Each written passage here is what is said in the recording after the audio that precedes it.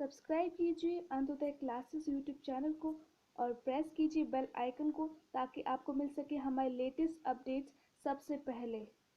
आप सभी का अंत्योदय क्लासेस में आज हम एक बहुत ही इम्पॉर्टेंट वीडियो लेकर आए हैं। जो बच्चे वर्धमान महावीर ओपन यूनिवर्सिटी से बिलिस कर रहे हैं तो अगर और वो इंग्लिश मीडियम में है, और जैसा कि हम जानते हैं कि कोटा ओपन का जो है बिलिस में जो कोर्स करता है बच्चा, उसको हिंदी मीडियम में नोट्स प्रोवाइड होते हैं। सारी बुक्स हिंदी में आती है, तो इंग्लिश मीडियम बच्चों को थोड़ी सी प्रॉब्लम आती है उस बुक्स को समझने में, और बहुत कम टाइम होता है प्रिपरेशन के लिए। तो हम इस सब को आसान बनाने के लिए आप सब के लिए इंग्लिश में नोट्स लेकर आए हैं। हम एक एक चैप्टर्स को आपको समझाएंगे। हर सब्जेक्ट का हर चैप्टर आपको समझाया जाएगा इंग्लिश में। बस आपसे एक रिक्वेस्ट है कि हमने इसमें जो वीडियो बनाई है, हमने इसमें जो मैटर प्रोवाइड कर रहे हैं, उसमें मे भी थोड़ा सा ग्रामेटिकल मिस्टेक्स हो। तो सबसे पहले हम देखने वाले bill is one library and society. First book है, इसका चैप्टर फर्स्ट चैप्टर का नेम है development of libraries and the role of library in modern society. हमारे मानव सभ्यता ह्यूमन सिविलाइजेशन तब से हमें मालूम होता है कि पुस्तकालय जो है हमारे समाज के लिए बहुत ही आवश्यक है, इम्पॉर्टेंट पार्ट रहा है हमेशा। इसका जो बर्थ हुआ है, या फिर इसका हम कह सकते हैं ओरिजिनेशन जो है, वो समाज की आवश्यकता को पूरा करने के लिए हुआ है। इसका जो उद्देश्य कार्य सेवा है, जो क्या है, समाज की आवश्यकता को पूरा करना है। पुस्तकालय ने हमेशा, भले सोशल हो, पॉलिटिकल हो, इकोनॉमिक वे में, कल्चरल वे में, हमेशा अपने एक रोल प्ले किया गया है। संस्कृति को अगर बचाना है, कैसे हमारे बुक्स, कैसे हमारे कल्चर काम करता था, क्या क्या हमारे फॉर्मल या इनफॉर्मल एजुकेशन के बारे में हमें सब कैसे पता लगता है, लाइब्रेरी के थ्रू। उनमें जो बुक्स रखी गई उसके थ्रू हमें पता लगता है। तो लाइब्रेरी एक बहुत इंपॉर्टेंट पार्ट प्ले करती है हमारी सोसाइटी को जानने के लिए। The library has to play an important role in the context as knowledge is becoming more complex. Knowledge जो है मोर कॉम्प्लेक्स होता जा रहा है, उसका जो नॉलेज को ट्रांसमिट करना और जो है कॉम्प्लेक्सिटी बढ़ती जा रही है। इसकी वजह से लाइब्रेरी का इम्पोर्टेंस और भी बढ़ रहा है। हमारे एंसेस्टर्स कहते थे सबसे बेस्ट चैरिटी अगर है तो चैरिटी आप करो तो लाइब्रेरीज में करो, आप बुक्स प्रोवाइड करो लोगों को, इससे सबसे बेस्ट चैरिटी कहलाई जाती है। लाइब्रेरी क्या है, आपकी लर्निंग के लिए इंफॉर्मेशन का सबसे बड़ा स्टोर कहलाया जाता है। एक पर्सन जो है स्कूल से कॉलेज से नॉलेज जो लेता है, उससे कई गुना जो है अगर वो मेंबर बन जाए लाइब्रेरी का, तो लाइफ टाइम उससे नॉलेज मिलती रहती है। वो स्कूल और कॉलेज में लिमिटेड नंबर ऑफ स्टूडेंट्स हो सकते हैं और एजुकेशन जो मिलती है वो लिमिटेड होती है, बट लाइब्रेरी में कोई लिमिटेड यूज़र नहीं होता, लिमिटेड पीरियड टाइम नहीं होता कि आप स्टडी कर रहे हैं। और पब्लिक लाइब्रेरी जो है सबके लिए ओपन होती है, भले वो चिल्ड्रन हो, वुमन हो, या old people can also enter library, so उनको एजुकेशन मिल सकती है। तो लाइब्रेरी टीचर्स की भी आवश्यकता नहीं होती कि कोई टीचर्स रखना पड़े, जैसे एजुकेशनल इंस्टीट्यूशन में रखा जाता है। लाइब्रेरी से क्या होता है, पब्लिक अवेयर रहती है उनके राइट्स एंड ड्यूटीज़ को लेके। लाइब्रेरीज के द्वारा जो है राष्ट्रीय एकता, अंतर्राष्ट्रीय शांति, सहयोग और सद्भावना में वृद्धि होती है। तो इंटरनेशनल पीस बढ़ता है, कॉपरेशन बढ़ता है, गुडविल बढ़ेगा। Libraries always preserve the literary and cultural achievement of humanity for ever for the use of future generations. तो देखा गया है कि इस तरह से लाइब्रेरी का जो इम्पोर्टेंस है, वो इम्पोर्टेंस बहुत ज़्यादा है एजुकेशन नीड्स को पूरा करने के लिए। हर सेक्शन, हर सोसाइटी के हर सेक्शन को एजुकेशन प्रोवाइड करता है लाइब्रेरी। सो लाइब्रेरी का इम्पोर्टेंस हमने देखा। अब नेक्स्ट टॉपिक देखेंगे हम, evolution and development of library. तो हम देखेंगे कि इवोल्यूशन कैसे हुआ। तो सबसे पहले देखा जाता है कि स्टार्टिंग में जो था, पहले बुक्स को सिर्फ एक भंडार गृह, ये माना जाता था कि बुक्स सिर्फ एक लाइब्रेरी जो है स्टोर हाउस की तरह काम करेगी, इन बुक्स को यूज़ करने नहीं दिया जाता था। उनको था कि मेन उनका मोटो था बुक्स को प्रिजर्व करना, और लाइब्रेरियन का मेन काम यही होता था बुक्स को बचाओ, पेट्रोन करे, एनकरेज करे कि ना लोग बुक्स यूज़ करने को इनकरेज नहीं करा जाता था, वो सिर्फ प्रिजर्व करना उनको इनकरेजमेंट था कि बुक्स को प्रिजर्व किया ज़्यादा से ज़्यादा। वो यूज़र से बहुत अलग रहता था। आजकल लाइब्रेरियन अगर हम जाते लाइब्रेरीज़ में तो देखते कि लाइब्रेरियन आपको सपोर्ट करता है कि आपको किस टाइप की बुक्स चाहिए, आपको बुक अवेलेबल करवाता है, बट पहले ऐसा नहीं हुआ करता था। और जैसे हम मिडिल एजेस में जिस आ जाते हैं, उसके बाद मिडिल एजेस की अगर हम बात करें तो मिडिल एजेस में लाइब्रेरी कौन से प्लेस बन गए, is the place where books are kept for reading, study and reference. Even by the 19th century, अगर 19th सेंचुरी में आ जाते हैं तो library was referred to as building और अ ग्रुप ऑफ रूम। सिर्फ एक बिल्डिंग और रूम की तरह ही माना जाता था। बुक्स का जो मेन मोटो होता है लोगों तक पहुंचना, लोगों को ज्ञान देना, वो काम लाइब्रेरी नहीं कर पाई थी 19th सेंचुरी तक। पर अब देखा जाता है कि लाइब्रेरी का जो कॉन्सेप्ट है, लाइब्रेरी सर्विस जो है, उसमें एक बहुत ज़्यादा डिफरेंस आ चुका है। अब एम्फोसिस किस पे होता है? सबसे ज़्यादा एम्फोसिस दिया जाता है on the use of textual materials kept in the libraries.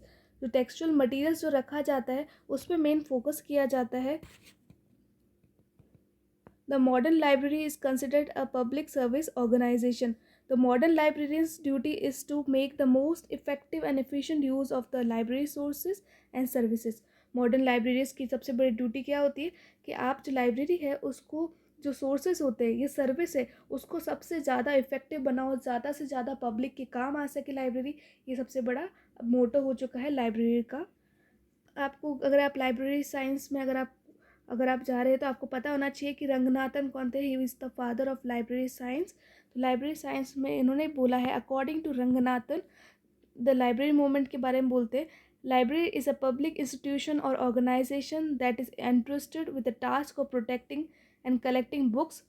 Its duty is to make them accessible to the people who want to use them and its function in their neighborhood.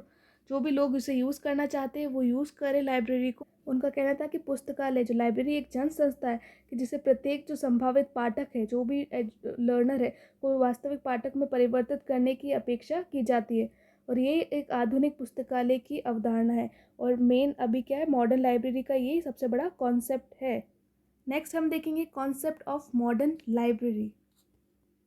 अगर modern library में अगर आ जाते तो सबसे पहली जो चीज़ है, सबसे ज़्यादा इम्पोर्टेंट किसको दिया गया है?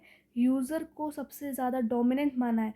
मतलब लाइब्रेरी में जो आता है वो यूज़र जो होता है उसको सबसे ज़्यादा ध्यान देना चाहिए कि बुक्स लेने आ रहा है तो बुक्स को यूज़ करे, बुक्स को सिर्फ अलमारी में रखने की जगह ना बनाई जाए। तो सबसे बड़ा कॉन्सेप्ट यही है इस मॉडर्न लाइब्रेरी का। पूरा पैराग्राफ में ये समझाया गया है। और हम जानते हैं कि कोई भी प्रोग्राम जो नेशनल डेवलपमेंट अगर करना चाहता है, कोई भी सक्सेसफुल नहीं होगा अगर आपके पास अप्रोप्रिएट इन्फॉर्मेशन नहीं होगी। Knowledge is considered power. अगर नॉलेज सही से डिस्ट्रीब्यूट नहीं होगा लोगों के बीच में तो people will feel powerless.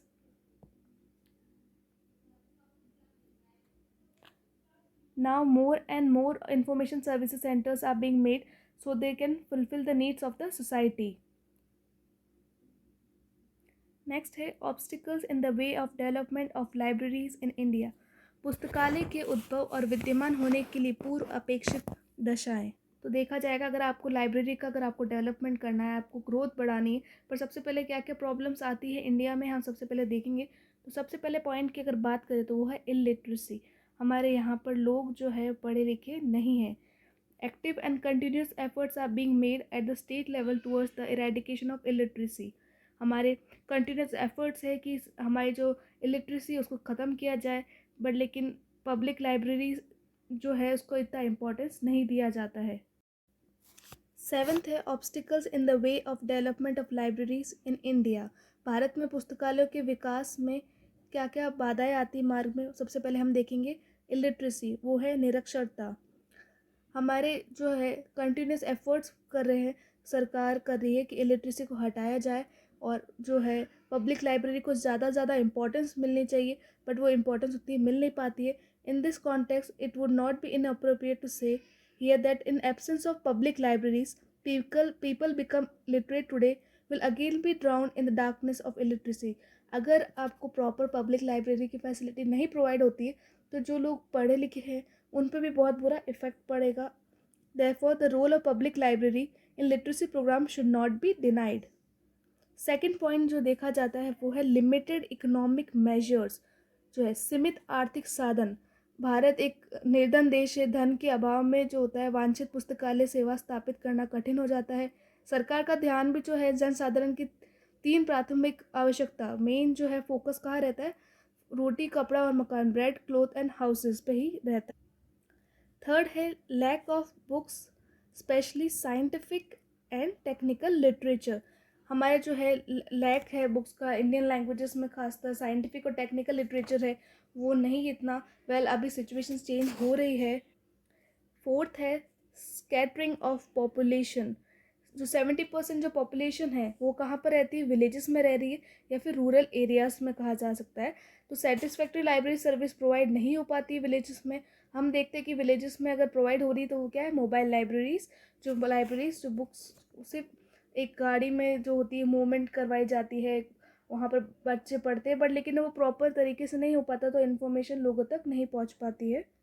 Next हम देखेंगे traditional Orthodox method of reading. तो इसमें हम democracy has not developed towards reading and writing. Text and knowledge are omnipresent. This feeling has not been developed. The public is indifferent to it. इसमें अगर समझने वाली चीज़ ये कि पढ़ने लिखने के लिए जो है अभी अभी जनतंत्रात्मक भावना का विकास नहीं हुआ है। ग्रंथ और ज्ञान हर जगह, इस भावना का विकास भी अभी तक नहीं हो पाया कि बुक्स जो है सबके लिए है। जनसाधारण इसके प्रति अभी तक उदासीन देखी गई है। They are very indifferent to it. Now we will see factors for the development of library. पुस्तकालय के विकास के कारक, अगर पूरे डिस्क्रिप्शन में अगर हमने देखा है स्टार्टिंग में, तो हमें पता लगता है कौन कौन से फैक्टर्स इंपॉर्टेंट है। फर्स्ट है पॉलिटिकल एंड सोशल स्टेबिलिटी होनी चाहिए सोसाइटी में। हाई स्टैंडर्ड ऑफ लिविंग, उच्च जीवन स्तर होना चाहिए। हाई रेट ऑफ लिटरेसी होनी चाहिए। वेल स्टैब्लिश्ड बुक बिजनेस, भली भांति आपका संस्थापित एक पुस्तक व्यवसाय होना चाहिए। नेक्स्ट है urban groups reside in large groups, नगरीय जनता का बड़े समूह में निवास करना। स्थानीय और अगर आप देखा जाए राष्ट्रीय परंपराएं, लोकल एंड नेशनल ट्रेडिशंस भी एक फैक्टर है। Influence of eminent citizens. Next है incentives from national, state and local government. Next हम देखेंगे टाइप्स ऑफ लाइब्रेरीज के हम टाइप्स देखने वाले हैं। मेनली हम देखेंगे 4 टाइप ऑफ लाइब्रेरी है। First is public library, second academic libraries जिसमें स्कूल, कॉलेज और यूनिवर्सिटी लाइब्रेरीज आती है। थर्ड है specialised and research libraries. Fourth national and state central library. तो फर्स्ट हम डिटेल में एक को देखेंगे। फर्स्ट है पब्लिक लाइब्रेरीज। तो इनके मेन पॉइंट्स देखेंगे। पब्लिक लाइब्रेरी जो है वो क्या है, जो पब्लिक लाइब्रेरी वास्तव में जनसाधारण के लिए होती है, पब्लिक के लिए होती है, जन संस्थाएँ होती है। तो हम देखते हैं कि इनके मेन पॉइंट्स क्या क्या है, बेसिक प्रिंसिपल्स दिए गए हैं। तो आइए देखते हैं। फर्स्ट पॉइंट में हम देखेंगे जन पुस्तकालय सेवा प्रदान करने का जो प्रावधान का उत्तरदायित्व उपयुक्त जन शासकीय प्राधिकरण का है, न कि किसी निजी तथा वर्गीय समूह का। कोई प्राइवेट या क्लास ग्रुप का ये काम नहीं है। ये जो मेन है रिस्पॉन्सिबिलिटी है गवर्नमेंट की। इनकी जो पब्लिक लाइब्रेरी की रिस्पॉन्सिबिलिटी किस पर होती है, गवर्नमेंट पर होती है। They should be administered and financed by this authorities. पैसा भी इनको गवर्नमेंट की इन अथॉरिटी से ही आता है। The service of these libraries should be received free of cost to all the members of the said society. इन पुस्तकालय की जो सेवाएं जो है वो सभी को निःशुल्क प्राप्त होनी चाहिए। फोर्थ, अगर हम देखें जहाँ तक संभव हो सके जो पुस्तकालय को उक्त समाज के सभी सदस्यों की आवश्यकता और रुचि की पूर्ति कराना चाहिए। फिफ्थ पॉइंट में हम देखेंगे this library should be independent not only from the economic point of view but also from the intellectual point of view. तो ये ना कि केवल सिर्फ आर्थिक दृष्टि से बल्कि बौद्धिक दृष्टि से भी स्वतंत्र होनी चाहिए।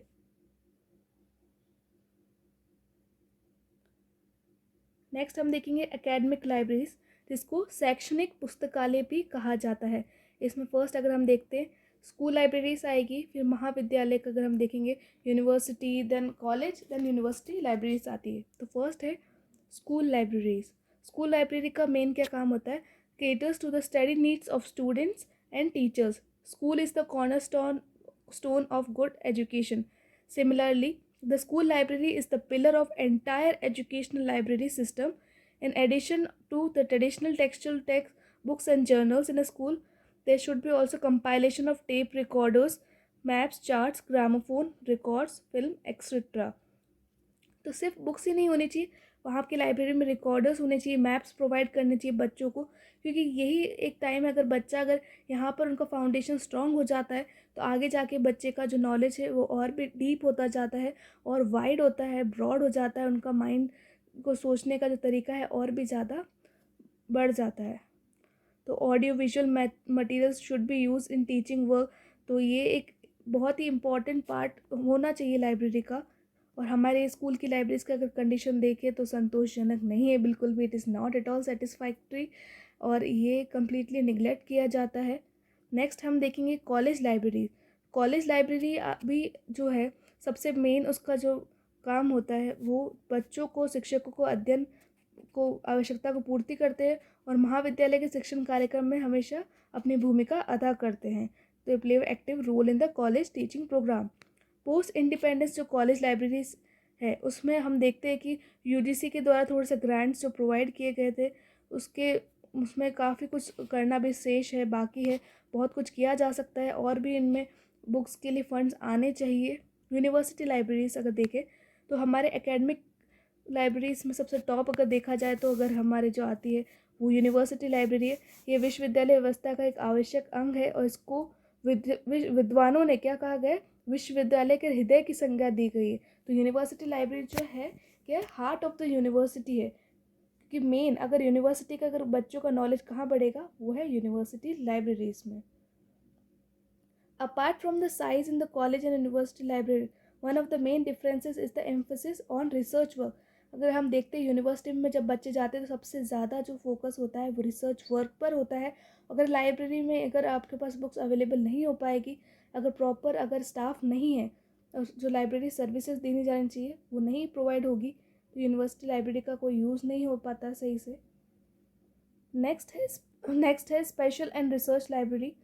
Sorry, it serves as an to particular group को, एक पर्टिकुलर ग्रुप को ये जो है हेल्प करता है। अगर एम्प्लॉय ऑफ एन एस्टेब्लिशमेंट हो, an employ of a government department और a member of a professional और रिसर्च स्टाफ, तो ये जो लाइब्रेरी होती है स्पेशल एंड रिसर्च लाइब्रेरी है। इसमें लाइब्रेरी जो है वो रिलेटेड होता है, एक ग्रुप को प्रोवाइड जो है ग्रुप को इन्फॉर्मेशन प्रोवाइड करवाती है। नेक्स्ट आप इन्फॉर्मेशन को अगर आप रीड कर लीजिए कि जो इन्फॉर्मेशन इनका मेन डिफरेंस क्या है, अगर जनरल लाइब्रेरी और स्पेशलाइज्ड लाइब्रेरी में क्या डिफरेंस होता है वो आप इसमें नेक्स्ट स्लाइड में आप देखेंगे। तो हम बात करते हैं next last national and state central library. तो नेशनल लाइब्रेरी जो होती है इंडिया की जो सबसे एक नेशनल लाइब्रेरी है उसमें सबसे बड़ी जो लार्जेस्ट लाइब्रेरी होती है नेशन की और situated on the top of the system. The national library of country remains committed to collecting and keeping all the books produce in the country for the benefit of future generation. जितनी भी books जो होती है पूरी country में उसको collect करके रखते हैं ताकि फ्यूचर जनरेशन के लिए वो काम आ सके। 10th पॉइंट हम देखेंगे the function of libraries and the role in modern society.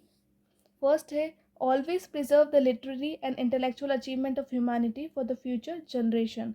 Second है active role in the formal and informal education, all round development of personality, utilizing leisure time and providing healthy environment, और आजीवन स्व शिक्षा के सशक्त माध्यम के रूप में कार्य करता है to act as powerful medium of lifelong education.